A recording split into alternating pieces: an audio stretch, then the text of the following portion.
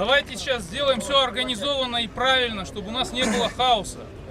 Здесь в здании полпредства созданы два штаба.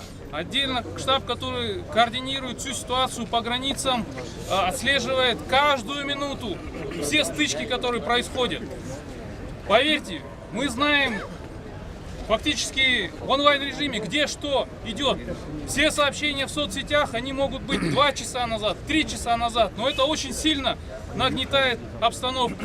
Все на эмоциях. Ситуация непростая. Вчера договорились о снижении напряжения, отводе войск и начале переговоров. Давайте 1-2 дня сейчас вот эта работа пройдет. Мен Көкташтан болам. Кеше урустун башы да менин үйүмдөн түнү кирген тажиктер. Кандай болсун, өйте жаш балдар эмоцияга алдырбай,